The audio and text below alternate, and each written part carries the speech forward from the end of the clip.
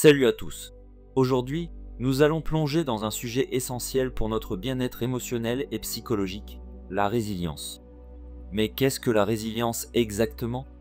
C'est cette incroyable capacité humaine à rebondir après les défis, à transformer les échecs en leçons et à continuer d'avancer avec espoir et détermination. La vie est pleine de hauts et de bas, et savoir rebondir est crucial. Alors, comment peut-on cultiver cette qualité précieuse?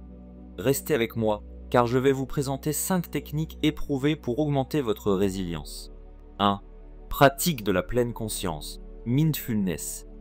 La première technique que nous allons explorer est la pratique de la pleine conscience, ou mindfulness en anglais. Cette technique est plus qu'une simple tendance, c'est une science validée pour aider à gérer le stress et à cultiver la résilience. La méditation de pleine conscience nous encourage à vivre le moment présent, à observer nos pensées et nos émotions sans jugement. C'est comme si vous mettiez votre esprit en mode observateur, regardant vos pensées flotter comme des nuages dans le ciel. Pour commencer, essayez de méditer quelques minutes chaque jour. Trouvez un endroit calme, asseyez-vous confortablement et concentrez-vous sur votre respiration. Remarquez comment l'air entre et sort de votre corps. Si une pensée vous distrait, reconnaissez-la simplement et ramenez votre attention à votre souffle.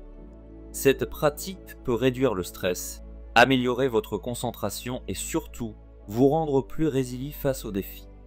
Pour aller plus loin, vous pouvez intégrer la pleine conscience dans vos activités quotidiennes. Manger en pleine conscience, marcher en pleine conscience, même laver la vaisselle peut devenir un moment de pleine conscience. C'est cette attention au moment présent qui nous aide à ne pas être submergés par les difficultés. 2. Développement d'un réseau de soutien. La deuxième technique cruciale pour la résilience est le développement d'un réseau de soutien. Les humains ne sont pas faits pour affronter les tempêtes de la vie seuls. En fait, les relations solides avec la famille, les amis ou même les groupes de soutien peuvent être des piliers de soutien inestimables. Quand vous partagez vos fardeaux, ils deviennent plus légers. Parlez de vos problèmes, exprimez vos peurs ou vos moments de doute avec quelqu'un qui vous écoute peut transformer votre perspective. Ce n'est pas une question de faiblesse, mais de force. Demander de l'aide est un signe de courage. Construire ce réseau peut se faire de plusieurs manières.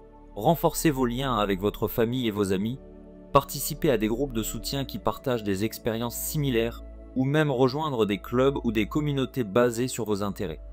Chacune de ces connexions peut offrir un soutien émotionnel, des conseils et parfois juste une oreille bienveillante pour écouter.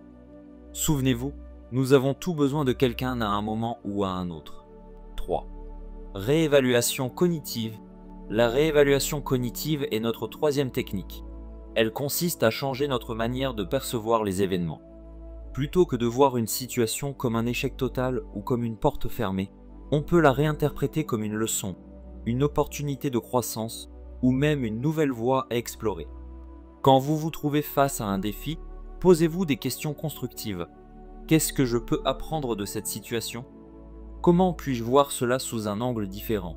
Ou quelles sont les forces que j'ai découvertes en moi? Cette technique nous aide à sortir des cycles de pensées négatives et à trouver du sens même dans les moments difficiles.